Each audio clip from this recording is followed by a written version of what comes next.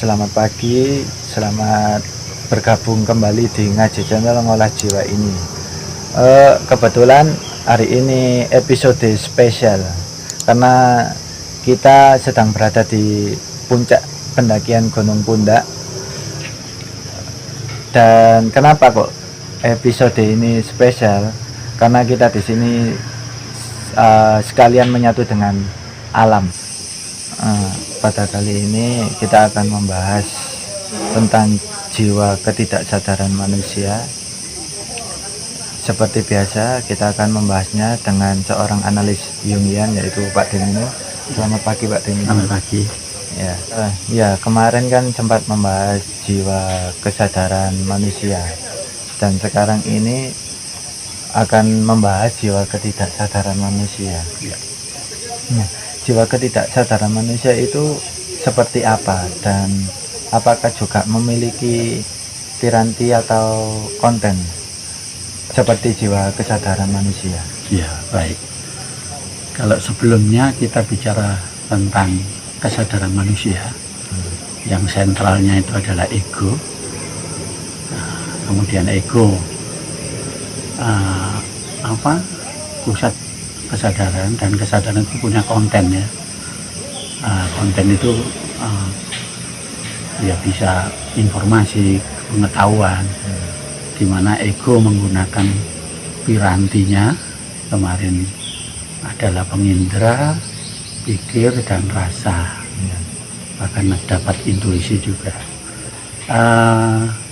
Jiwa tidak sadar manusia, atau bahasa Inggrisnya the unconscious, jadi ketidaksadaran manusia itu juga memiliki konten, tapi tidak memiliki piranti spesifik seperti kesadaran manusia. Jadi yang jelas kontennya ada. Jadi konten sesuai dengan peta bawah sadar yang dipetakan oleh Jung, di mana ketidaksadaran itu secara garis besar dibagi menjadi dua, yaitu personal unconscious, ketidaksadaran pribadi, dan collective unconscious, ketidaksadaran kolektif. Ketidaksadaran pribadi atau personal unconscious itu adalah pengalaman-pengalaman manusia yang masuk bawah sadar, sudah tidak kita ingat lagi, tapi masih ada di sana. Selain pengalaman, Jung mengatakan bahwa hal-hal yang tidak kita sukai itu juga pikiran-pikiran negatif atau hal-hal negatif, karakter kita yang negatif itu tertekan sehingga dia berada di bawah sadar atau disebut shadow di situ.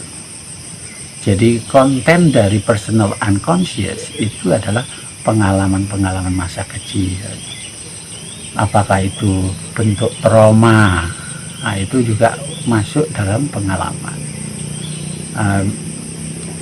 Freud juga mengatakan demikian, tapi Jung tidak berhenti pada pengalaman, yaitu bahwa ada hal-hal yang negatif dari diri manusia itu ditekan sendiri, sehingga dia masuk di bawah sadar yang disebut shadow di situ. Jadi manusia karena menolak hal bagian dirinya yang negatif, bahkan disown, tidak ingin memilikinya, itu tenggelam di sana. Nah, inilah konten personal unconscious yang masih punya potensi mempengaruhi manusia untuk bertindak sesuatu. Nah, itu yang personal unconscious. Kemudian yang collective unconscious, ketidaksadaran kolektif ini adalah sifatnya bisa instinktif, bisa spiritual, bisa hal-hal pola-pola pikir, pola-pola perilaku yang diwariskan dari nenek moyangnya atau leluhurnya. Jadi itulah konten kolektif unconsciousness. Jadi ada 3 wilayah yang sifatnya biological instinct, sifatnya instinktif, dan konten yang kedua ya yang instinktif sudah kita terangkan adalah dorongan lapar dan kebutuhan seks dan kemewahan dan seterusnya. Nah, itu yang instinktif. Sedangkan yang inherited, yang diwariskan, itu bisa pola spiritual, bisa pola pikir, bisa pola perilaku. Ini yang jadi sifatnya primitif, jadi sifatnya itu universal, berlaku kepada manusia-manusia yang lahir di dalam budaya-budaya yang berbeda. Ya itulah konten bawah sadar.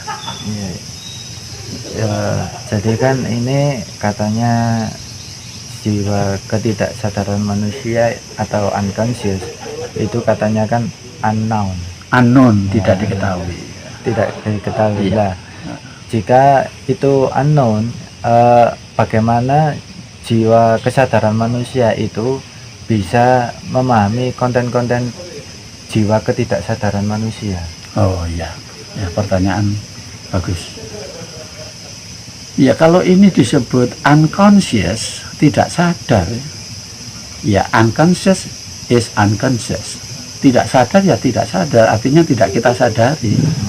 Unknown is unknown. Kalau tidak diketahui ya memang tidak diketahui. Karena wilayah kesadaran dan wilayah ketidaksadaran ini memiliki cara kerja yang berbeda.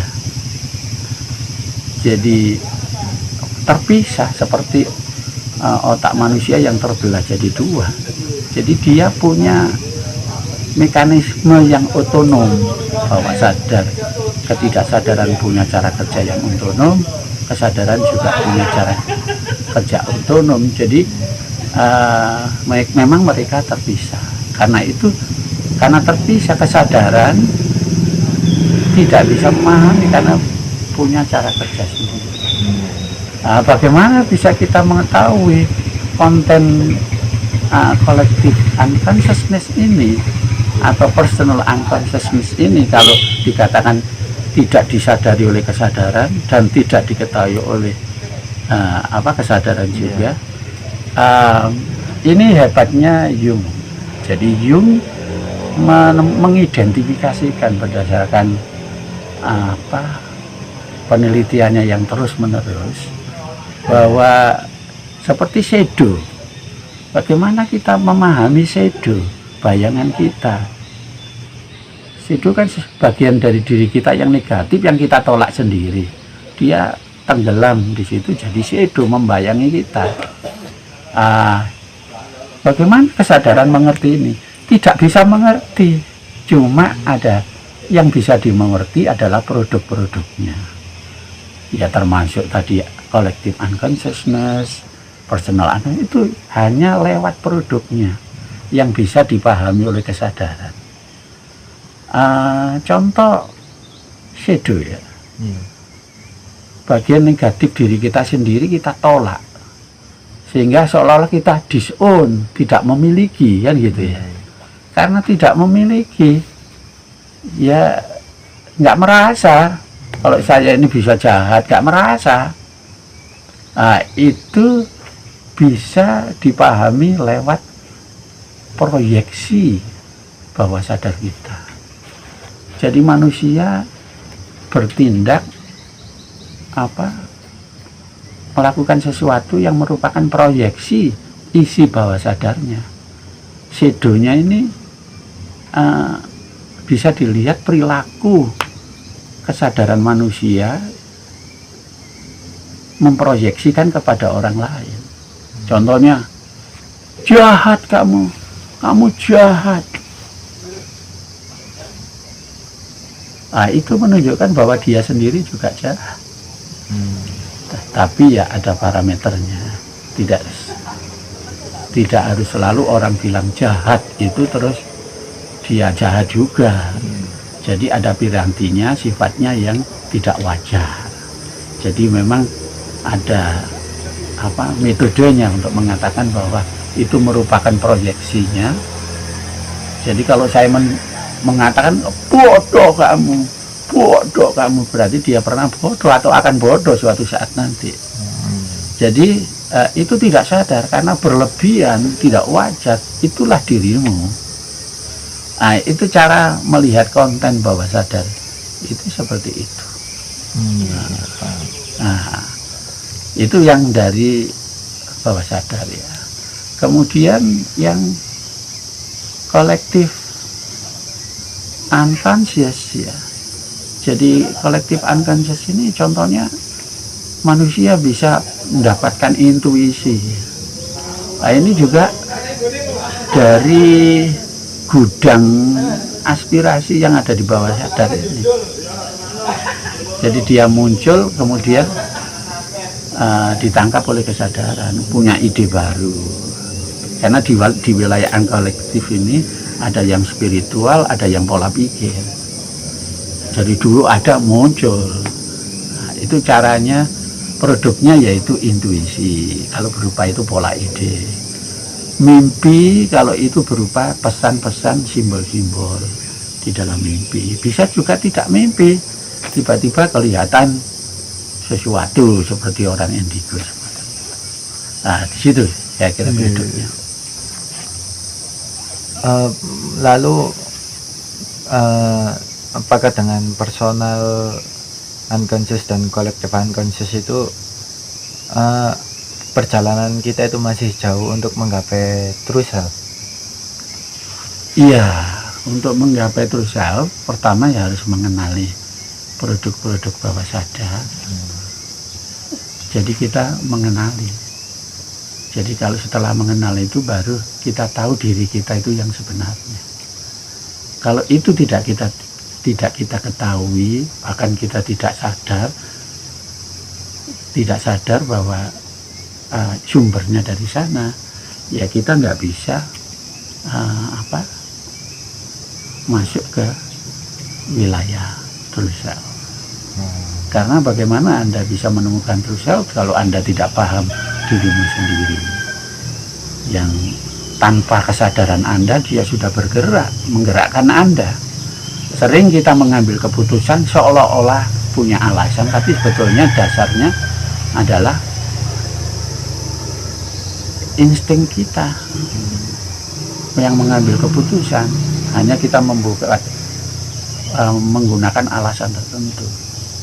Contohnya kita sering marah berat hanya karena alasan yang sepele.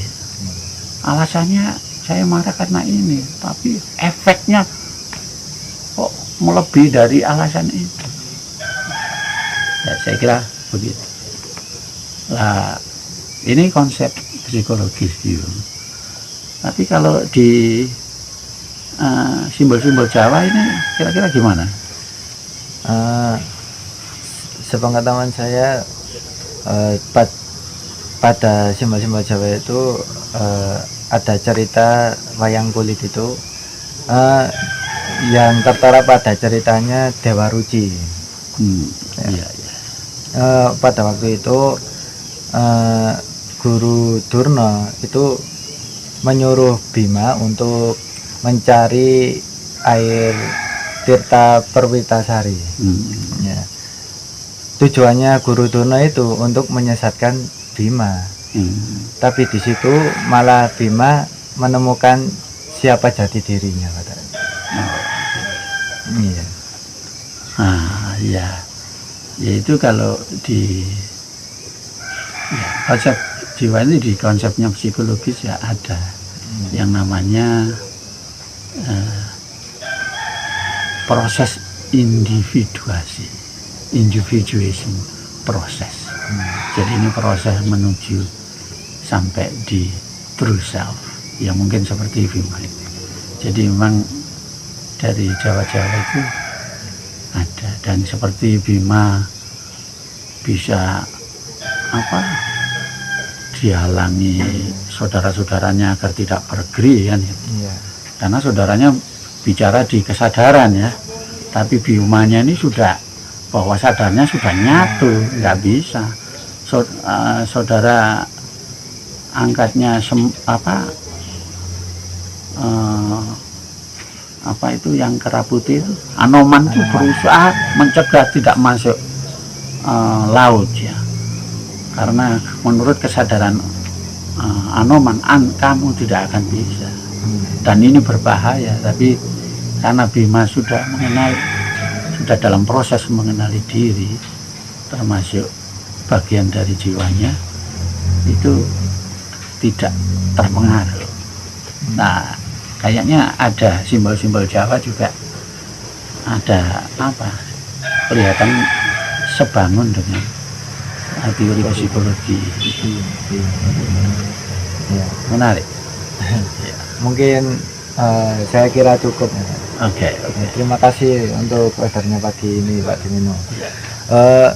Ya mungkin cukup sampai sini, dan di video selanjutnya kita akan membahas bagaimana apa itu true self.